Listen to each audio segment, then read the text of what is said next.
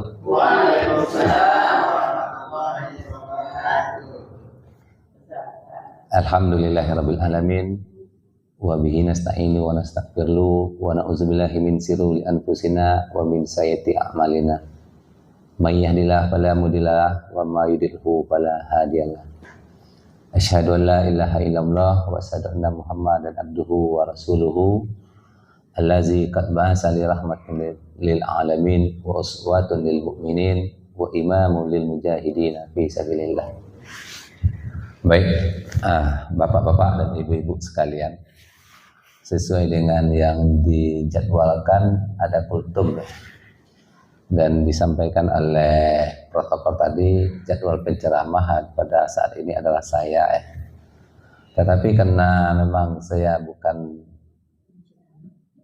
ahlinya penceramah dan bukan juga bisa kultum, maka pada kesempatan ini saya coba untuk bercerita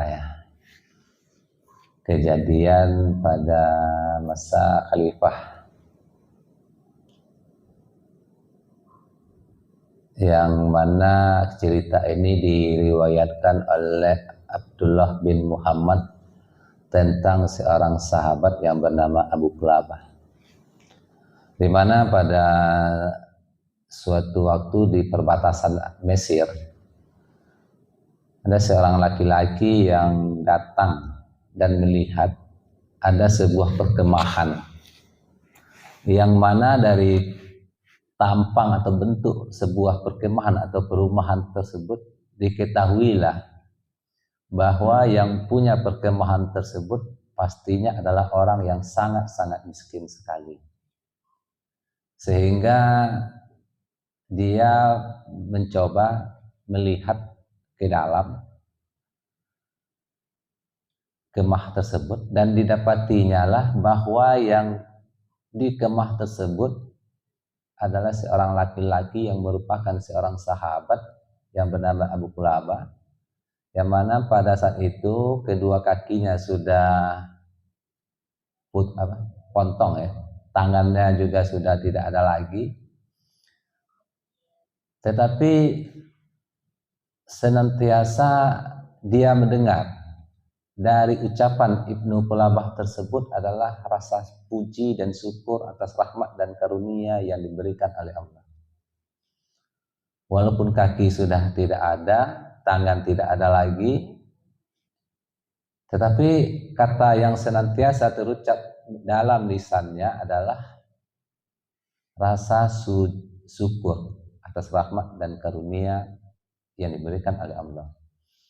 Di mana pada saat itu indranya juga sudah banyak berkurang mata sudah kurang penglihatan, pendengaran juga sudah kurang, cuma lisannya saja yang masih jernih. Sehingga laki-laki tersebut bertanya kepada Abu Qulabah, "Wahai Abu Qulabah," kata dia, "apakah gerangan yang membuat engkau senantiasa bersyukur, mengucapkan kata-kata syukur dengan keadaanmu yang saat ini seperti ini? Sudahlah sangat-sangat miskin, tangan dan kaki juga sudah tidak punya lagi, panca indera yang lain sudah berkurang fungsinya." Sehingga Abu Qulabah menjawab, "Tidakkah engkau mendengar, wahai saudaraku, bahwa saya masih diberi rahmat oleh Allah berupa lisan yang masih bisa mengucapkan puji dan syukur atas rahmat dan karunia yang diberikannya. Dan juga saya juga masih mempunyai seorang anak yang mana anak tersebut senantiasa ketika sholat menuntunku, ketika waktu sholat datang senantiasa menuntunku untuk sholat dan menyuapiku makan." Cuma itu kata dia.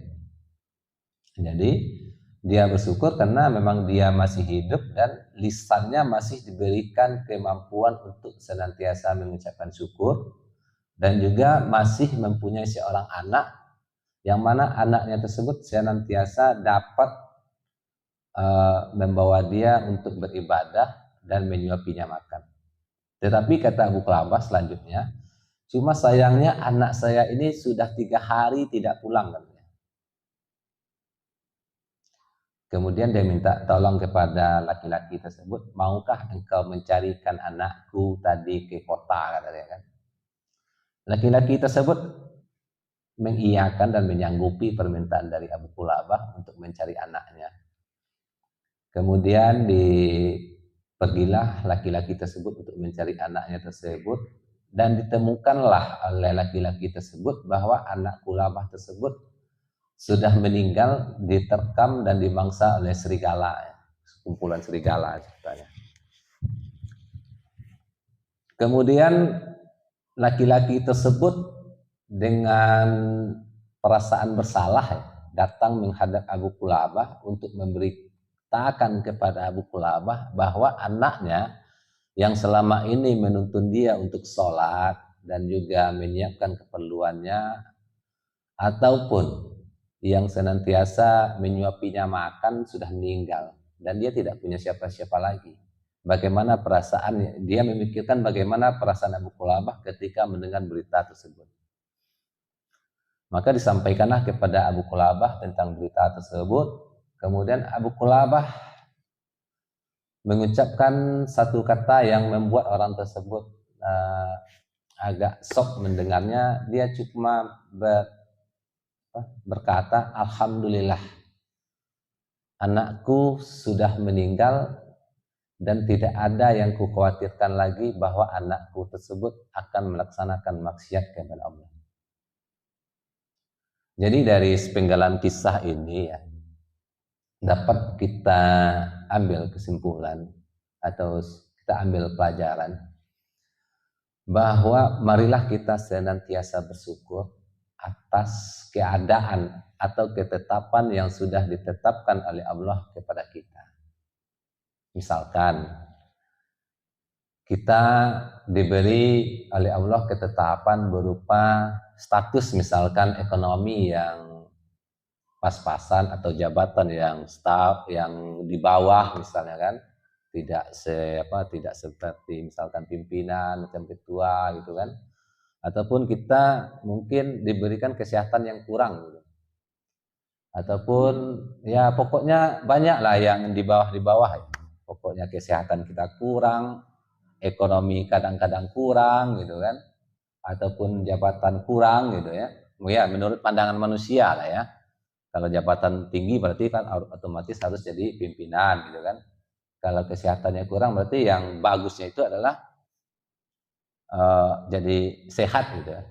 Tetapi seperti yang kita lihat dari Abu Qilabah tadi, bahwa dia senantiasa bersyukur atas segala kekurangan yang sudah ditetapkan ya oleh Allah atas dirinya, dengan suatu asumsi ya, bahwa misalkan jika saya diberikan kekuasaan ataupun jabatan oleh Allah, mungkin dengan jabatan tersebut saya akan melaksanakan maksiat kepada Allah.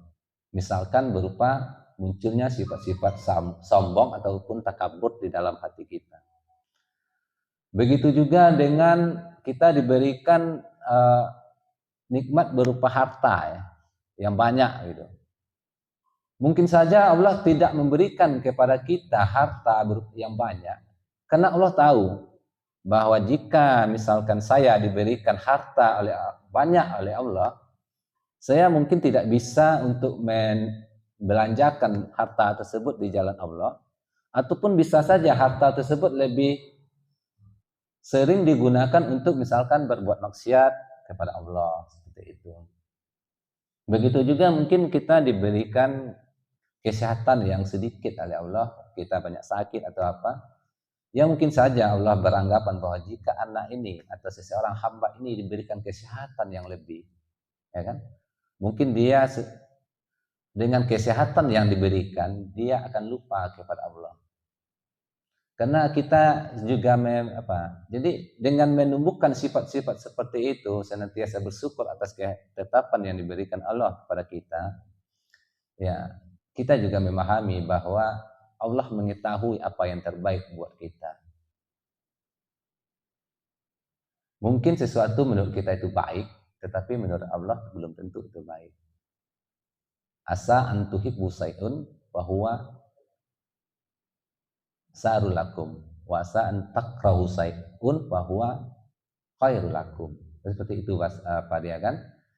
Mungkin menurut kita jika saya diberi harta banyak, tapi menurut Allah dengan diberi harta tersebut yang banyak itu tidak baik buat kita. Kita tidak tahu. Maka oleh karena itulah marilah kita senantiasa bersyukur atas ketetapan yang sudah ditetapkan oleh Allah kepada kita, baik buruk ataupun istilahnya baik dan buruk gitu. Ketetapan baik dan buruk yang sudah ditetapkan oleh Allah, dan yakinilah bahwa itulah yang terbaik buat kita. Mudah-mudahan dari cerita tadi kita dapat mengambil hikmahnya. Billahi taufiq wal hidayah. Assalamualaikum warahmatullahi wabarakatuh.